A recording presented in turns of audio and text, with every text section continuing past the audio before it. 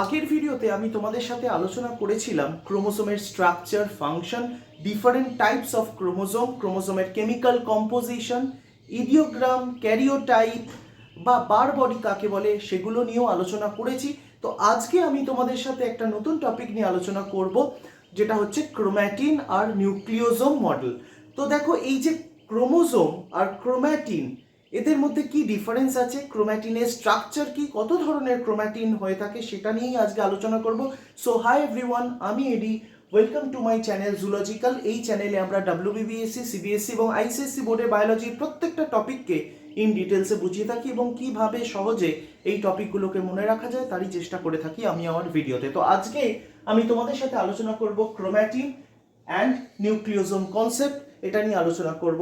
তো দেখো, আগের দিন তোমাদেরকে বলেছিলাম যে ক্রোমোজোম সেটা কি, মানে কতগুলো ফাইবারের মতো স্ট্রাকচার দিয়ে জড়িয়ে একটা রড শেপেড স্ট্রাকচার তৈরি হয়, সেটাকে আমরা ক্রোমোজোম বলছি, যেটাকে আমরা দেখতে পাচ্ছি কোথায়, সেল ডিভিশনের মেটাফেজ আর অ্যানাফেজ স্টেজে। আমরা কি দেখি যে ক্রোম্যাটিন যে ফাইবারগুলো রয়েছে সেটা আর কি এরকম পেঁচিয়ে একটা কনডেন্স স্ট্রাকচার তৈরি করে, যেটাকে আমরা ক্রোমোজোম বলে থাকি। তো বোঝার সুবিধার্থে তোমাদেরকে বলি যে ক্রোমোজোমকে তোমরা কোনো একটা সুতোর রিলের সাথে তুলনা করে নাও বা উলের একখানা রিলের সাথে তুলনা করে নাও। তো এবারে দেখো, আমরা যখন কোনো সুতোর রিল থেকে সুতো বার করি তখন কি হচ্ছে, ধরো সুতোটাকে ধরে টানলাম, আস্তে আস্তে কি হবে, রিলটা ছোট হতে থাকবে, তাই না? বা আগের দিন তোমাদেরকে লাটাই দিয়ে বুঝিয়েছিলাম যে লাটাইয়ের মধ্যে সুতো জড়ানো থাকে। তো যখন তুমি সুতোগুলোকে বার করছো তখন কি হবে, ওই রিলটা আস্তে আস্তে ছোট হতে থাকবে। ঠিক সেইভাবে এখানে দেখো, এই ছবিটার দিকে যদি তাকাও, এখানে একটা ক্রোমোজোমের ছবি দেওয়া রয়েছে, যেটা একটা রড শেপেড স্ট্রাকচার। ক্রোমোজোমের যেমন ধরো এই যে অনেক কটা আর্ম থাকে, যেগুলোকে আমরা ক্রোম্যাটিড বলছি। তো আমরা একটা ক্রোম্যাটিডকে ধরে যদি টানি, তাহলে দেখো এরকম এই যে পেঁচানো যে সুতোর মতো যে স্ট্রাকচারটা আছে সেটা আস্তে আস্তে খুলতে থাকবে। তো দেখো, এই যে পেঁচানো যে অংশটা ক্রোমোজোমের এক একটা ক্রোম্যাটিডে থাকে, সেটাকে আমি বলেছিলাম ক্রোমোনিমাটা, যেটা হচ্ছে কয়েলড ফর্ম অফ ক্রোম্যাটিন। ক্রোম্যাটিনও জড়িয়ে একটা ক্রোমোনিমাটা তৈরি করে। তো আমি যখন সেটাকে খুলবো, দেখো এরকম লম্বা একখানা সুতোর মতো স্ট্রাকচার আমি দেখতে পাবো, যেটাকে কিন্তু আমরা বলছি ক্রোম্যাটিন। তো এই ক্রোম্যাটিনটা যদি দেখো, এই সুতোর মধ্যে দেখতে পাচ্ছ লাল রঙের কতগুলো বিড লাইক স্ট্রাকচার আমরা দেখতে পাচ্ছি। তো এটা হচ্ছে আসলে প্রোটিন। তো আমাদের শরীরে যে ক্রোমোজোম থাকে, সেই ক্রোমোজোমটাকে যদি আমি খুলি বা আনকয়েল করি, তাহলে কি হবে, এরকম কিছু সুতো পাবো, যে সুতোটার সাথে এরকম কিছু বিট লাইক স্ট্রাকচার আটকে থাকে বা জড়িয়ে থাকে। তো এইগুলো কি সেটা নিয়ে আলোচনা করছি। তাহলে বেসিক ব্যাপারটা কি হলো, তাহলে দেখো, ক্রোমোজোম বলতে আমরা কোনো কনডেন্সড বা ফোল্ডেড ফর্মকে বোঝাই, কিন্তু ক্রোম্যাটিন কাকে বলছি, তাহলে chromatin is the unfolded uncondensed nucleoprotein formed by the decondensation of chromosome. তার মানে ক্রোমোসোমকে যদি আমরা উন্মোচিত করি, তাহলে ক্রোমোসোম থেকে সেই যে মুক্ত একটা সুতোর মতো অংশ আমি পাবো, সেটাকেই কিন্তু ক্রোম্যাটিন বলা হচ্ছে। তো ক্রোম্যাটিন কিন্তু ক্রোমোসোমের মতোই কম্পোজিশন হবে, এটাও একটা নিউক্লিওপ্রোটিন, খুব স্বাভাবিক ব্যাপার।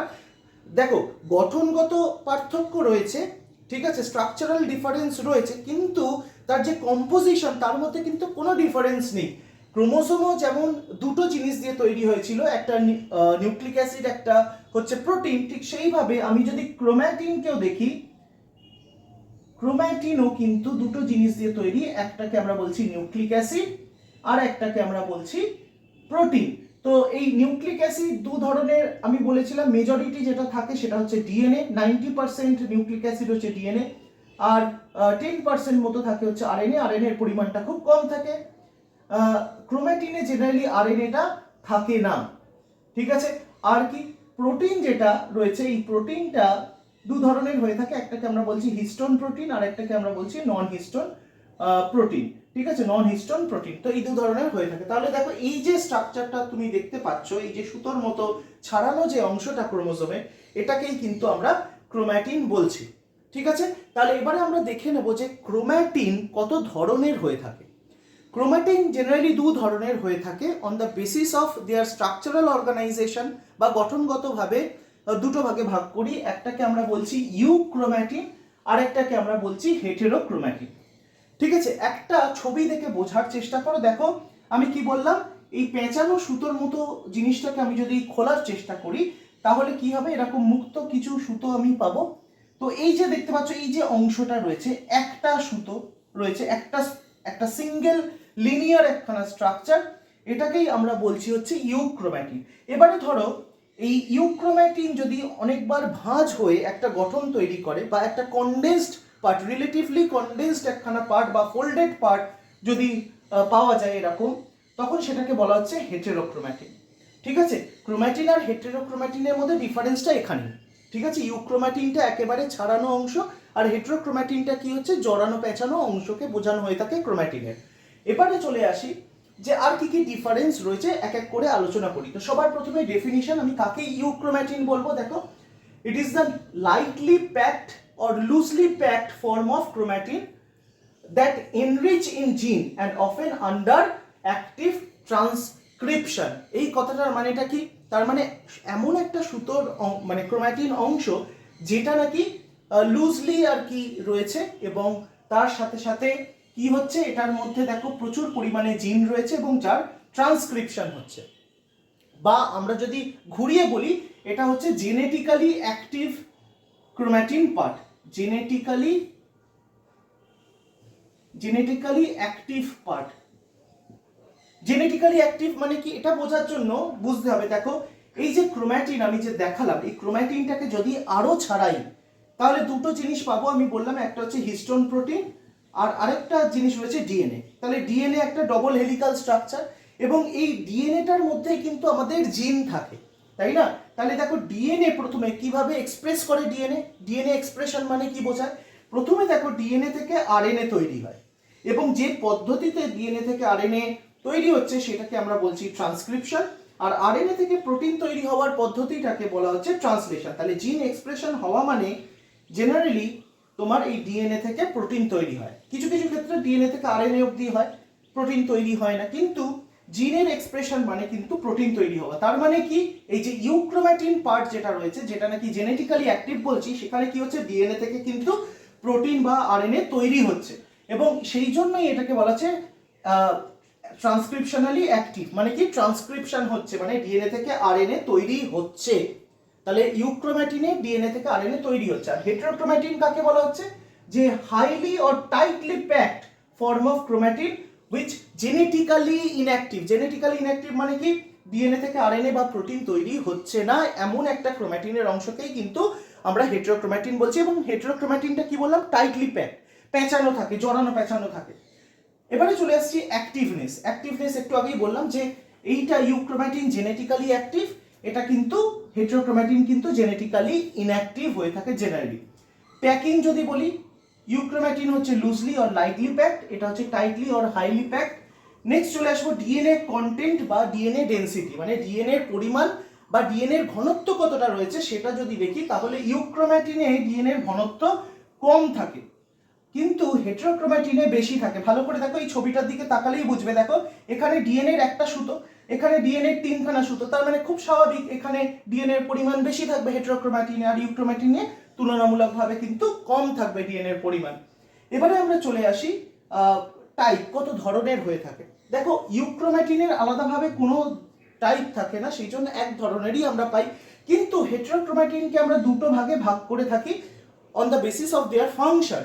একটাকে বলা হচ্ছে কনজিকিউটিভ হেটেরোক্রোম্যাটিন, আর একটা হচ্ছে ফ্যাকাল্টেটিভ হেটেরোক্রোম্যাটিন। কনজিকিউটিভ মানে কি বোঝাচ্ছে, যেটা নাকি বাধ্যতামূলকভাবে থাকে, মানে সব সময় থাকে, তার মানে ক্রোমোজোমের বা ক্রোম্যাটিনের যে অংশটা সব সময় হেটেরোক্রোম্যাটিনাইজড অবস্থায় থাকে বা হেটেরোক্রোম্যাটিন অবস্থাতেই সব সময় পাওয়া যায় যে অংশটা, সেটাকে আমরা বলছি হচ্ছে কনস্টিটিউটিভ হেটেরোক্রোম্যাটিন। আর যে অংশটা ধরো প্রয়োজন মতো হেটেরোক্রোম্যাটিন হচ্ছে, কখনো কখনো সেটা ইউক্রোম্যাটিন হয়ে যাচ্ছে, এরকম কিছু অংশকে আমরা বলছি হচ্ছে ফ্যাকাল্টেটিভ হেটেরোক্রোম্যাটিন। ঠিক আছে, তাহলে একটা হচ্ছে কনস্টিটিউটিভ হেটেরোক্রোম্যাটিন আর একটা হচ্ছে ফ্যাকাল্টেটিভ হেটেরোক্রোম্যাটিন, এই দু ধরনের আমরা হেটেরোক্রোম্যাটিন দেখতে পাই। নেক্সট আমরা চলে আসবো কোথায় পাওয়া যায়। দেখো ইউক্রোম্যাটিন আমরা প্রোক্যারিওট ইউক্যারিওট দুজনের মধ্যেই দেখতে পাই, কিন্তু হেটেরোক্রোম্যাটিনটা শুধুমাত্র আমরা কিন্তু ইউক্যারিওটের মধ্যেই দেখতে পাবো। রাইট? এবারে চলে আসবো যে নিউক্লিয়াসের কোন অংশে থাকে। দেখো নিউক্লিয়াস যদি আমরা আঁকি তাহলে নিউক্লিয়াসের চারপাশে একটা নিউক্লিয়ার মেমব্রেন থাকে, আর ভেতরে থাকে হচ্ছে নিউক্লিয়ার রেটিকুলাম। তাহলে এই যে হেটেরোক্রোমাটিন যে পার্টটা, এটা পেরিফেরি বরাবর থাকে, ঠিক আছে, নিউক্লিয়াসের বাইরের দিক বরাবর কিন্তু থাকে, ঠিক আছে। হেটেরোক্রোমাটিন যে পার্টটা সেটা পেরিফেরি বরাবর থাকে নিউক্লিয়াসের, এবং ইউক্রোমাটিন পার্ট যেটা সেটা হচ্ছে ভেতরের দিক বরাবর থাকে, নিউক্লিয়াসের ভেতরের দিক করে থাকে।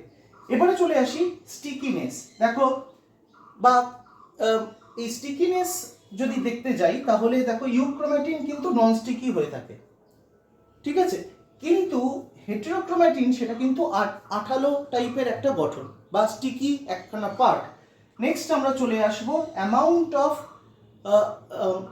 ক্রোমাটিন ইন হিউম্যান জিনোম, মানে হিউম্যানের যে টোটাল যে জিনোম রয়েছে বা ডিএনএ কন্টেন্ট রয়েছে তার মধ্যে ইউক্রোমাটিন অংশ কতটা আর হেটেরোক্রোমাটিন অংশ কতটা। তাহলে হিউম্যানের মধ্যে 90 to 92% পার্ট হচ্ছে ইউক্রোমাটিন পার্ট এবং 8 to 10% হচ্ছে হেটেরোক্রোমাটিন পার্ট। ক্রোমাটিন কি, ইউক্রোমাটিন বলতে কি বোঝায় আর হেটেরোক্রোমাটিন বলতে কি বোঝায়, বা ইউক্রোমাটিন আর হেটেরোক্রোমাটিনের মধ্যে কি কি ডিফারেন্স সেটা নিয়ে আলোচনা করেছি। এবারে তোমাদের সাথে আলোচনা করব নিউক্লিওজোম কাকে বলে, ঠিক আছে। তাহলে দেখো এই ছবিটার দিকে তাকাও, দেখো একটু আগেই বললাম যে ক্রোমোসোমকে যদি আমরা ছাড়াই তাহলে এরকম লম্বা সুতোর মতো স্ট্রাকচার দেখতে পাবো, যেটাকে বড় করে যদি আঁকি তাহলে জিনিসটা দেখতে এরকম। ভালোভাবে দেখো কতগুলো লাল রঙের বলের মতো স্ট্রাকচার আমি এখানে এঁকেছি, যেগুলোকে কি বলা হচ্ছে, হিস্টোন প্রোটিন বলা হচ্ছে।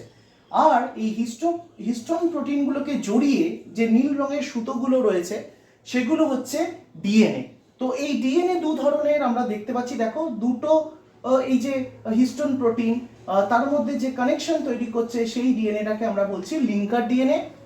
আর দেখো এই যে একটা হিস্টোন প্রোটিনকে জড়িয়ে যে ডিএনএর অংশটা রয়েছে সেই অংশটাকে আমরা বলছি কোর ডিএনএ, ঠিক আছে। তাহলে নিউক্লিওজোম কাকে বলে, তাহলে দেখো এখানে যে এই যে স্ট্রাকচারটা রয়েছে একটা ক্রোমাটিনের, সেটার একটা ছোট অংশ বা তার যে ইউনিট সেটাকে যদি দেখি তাহলে দেখতে এরকম হয়ে থাকে, এবং এই যে এক একটা ইউনিট বা সাব ইউনিট যেটা দিয়ে ক্রোমাটিন তৈরি হয়েছে সেটাকেই আমরা বলছি nucleosome. So nucleosome is the structural sub unit of chromatin fibre. তাহলে এই স্ট্রাকচারাল সাব ইউনিটটা দেখতে কেমন হয়ে থাকে, তাহলে এই অংশটাকে যে রিপিটেশনগুলো রয়েছে সেটাকে যদি বড় করে এখানে আঁকি তাহলে দেখো কেমন দেখতে হয়ে থাকে। দেখো একটু আগেই আমি বললাম যে নিউক্লিওজোম যেটা এই যে একটা অংশ, এটাকে বলা হচ্ছে একটা নিউক্লিওজোম, এটা একটা নিউক্লিওজোম, এইভাবে পরপর নিউক্লিওজোম জুড়ে জুড়ে ক্রোমাটিন তৈরি হয়েছে। তাহলে নিউক্লিওজোমের দুটো অংশ রয়েছে, একটাকে আমরা বলছি ডিএনএ আর একটাকে আমরা বলছি হিস্টোন প্রোটিন। দেখো একটু আগেই বললাম যে ডিএনএ কত রকমের থাকে নিউক্লিওজোমে, একটাকে আমরা বলছি লিঙ্কার ডিএনএ আর একটাকে বলা হচ্ছে কোর ডিএনএ। লিঙ্কার ডিএনএ কাকে বলছি, যেটা নাকি দুটো নিউক্লিওজোমের মধ্যে কানেকশন তৈরি করছে সেটাকে আমরা বলছি লিঙ্কার ডিএনএ, যার লেন্থ হচ্ছে 80 বেস পেয়ার। আর দেখো একটা নিউক্লিওজোমকে ঘিরে যে ডিএনএটা রয়েছে সেটাকে আমরা বলছি কোর ডিএনএ, যার লেন্থ হচ্ছে 146 বেস পেয়ার, ঠিক আছে। এবারে আমরা দেখে নেব যে হিস্টোন প্রোটিন কত ধরনের হয়ে থাকে। তাহলে এই ছবিটার দিকে আগে তাকাও, দেখো এখানে যে লাল রঙের যে গোটা অংশটা রয়েছে এটা টোটালটাই হচ্ছে হিস্টোন প্রোটিন। তাহলে হিস্টোন প্রোটিনের মধ্যে দেখো একটা রয়েছে এরকম একটা রডের মতো একটা হিস্টোন প্রোটিন, যেটাকে বলা হচ্ছে H1, ঠিক আছে, বা H1 হিস্টোন, ঠিক আছে। আর একটা রয়েছে দেখো এখানে লেখা আছে হিস্টোন অক্টামার। কেন অক্টামার বলা হচ্ছে, কেননা দেখো এই একটা হিস্টোন অক্টামার 8খানা মনোমার দিয়ে তৈরি, বা এখানে যে বলের মতো স্ট্রাকচার দেখতে পাচ্ছ এরকম 8খানা বলের মতো স্ট্রাকচার দিয়ে তৈরি, যেটাকে বলা হচ্ছে এই টোটালটাকে একসাথে বলা হচ্ছে হিস্টোন অক্টামার, এক একটাকে বলছি আমরা মনোমার, ঠিক আছে। তাহলে এটা হচ্ছে একটা সাইড ভিউ, ধার থেকে দেখতে কেমন লাগে হিস্টোন অক্টামারকে সেটা আমি দেখিয়েছি। কিন্তু আমি যদি ওপর থেকে দেখি তাহলে দেখো এরকম চারটে চারটে মনোমার দিয়ে, এই চারটে চারটে করে মনোমার ওপর নিচে থেকে অক্টামারটা তৈরি করে। তার মানে ওপরের রোতে চারটে অক্টামার রয়েছে, চারটে মনোমার রয়েছে, আবার নিচের রোতে আবার চারটে মনোমার রয়েছে একে অপরের ওপরে। তাহলে দেখো এই ওপর থেকে যদি দেখি এগুলো কি কি ধরনের হিস্টোন, H2A, H2B, H3 আর H4, এই চার ধরনের আমরা হিস্টোন প্রোটিন আমরা এই হিস্টোন অক্টামারের মধ্যে দেখতে পাই। তাহলে ধরো তাহলে ওপরের যে রোটা রয়েছে সেখানে H2A, H2B, H3 আর H4 রয়েছে। ঠিক একইভাবে ধরো আমি এটাকে যদি ধরে নিই H2A, তাহলে এর নিচে যেটা থাকবে সেটাও কিন্তু H2A। তাহলে এই একইভাবে দেখো H2 এর নিচে একটা H2A, H2B এর তলায় নিচে একটা H2B থাকবে, H3 এর তলায় একটা H3 থাকবে, H4 এর তলায় একটা H4 থাকবে। এইভাবে অক্টামারটা তৈরি হবে। ঠিক আছে, তাহলে এই যে অক্টামারটা তৈরি হচ্ছে এটাকে বলা হচ্ছে কোর হিস্টোন। তাহলে কোর হিস্টোন কত ধরনের হিস্টোন প্রোটিন দিয়ে তৈরি? H2A, H2B, H3 আর H4, প্রত্যেকটা দুটো করে কপি থাকে দিয়ে অক্টামারটা তৈরি হচ্ছে। আর বাকি যেটা পড়ে রইল H1, সেটা হচ্ছে কি লিঙ্কার হিস্টোন, যেটাকে আমরা বলছি H1 হিস্টোন। তাহলে দেখো এই যে টোটাল যে হিস্টোন প্রোটিন আছে তাকে কয়েল করে যে ডিএনএ এর অংশটা রয়েছে সেটাকে আমরা কি বলছি? সেটাকে আমরা বলছি কোর ডিএনএ। এখানে ভুল লেখা ছিল, এটা হবে হচ্ছে কোর ডিএনএ। ঠিক আছে, আর এই যে দেখো যে ডিএনএ এর অংশটা পরে আরেকটা নিউক্লিওজোমের সাথে গিয়ে আটকে যাচ্ছে সেটাকে আমরা বলছি কি? সেটাকে আমরা বলছি লিঙ্কার ডিএনএ। সেটাকে আমরা বলছি লিঙ্কার ডিএনএ। তাহলে নিউক্লিওজোমের স্ট্রাকচার হচ্ছে এইটা। নিউক্লিওজোম বলতে আমরা যেটা বোঝাই সেটা হচ্ছে ক্রোম্যাটিনের এক একটা সাব ইউনিট। তাহলে এই ছিল আজকের ভিডিও। আশা করি ভিডিওটা তোমাদের ভালো লেগেছে এবং ইনফরমেটিভ লেগেছে। যদি ভিডিওটা ভালো লেগে থাকে তাহলে অবশ্যই ভিডিওটাকে লাইক আর শেয়ার করে দিও এবং আমাদের চ্যানেল জুলজিক্যালকে সাবস্ক্রাইব করে দিও নতুন নতুন ভিডিওর আপডেট পাওয়ার জন্য। তো তোমরা ভালো থেকো, সুস্থ থেকো এবং মন দিয়ে পড়াশোনা করো।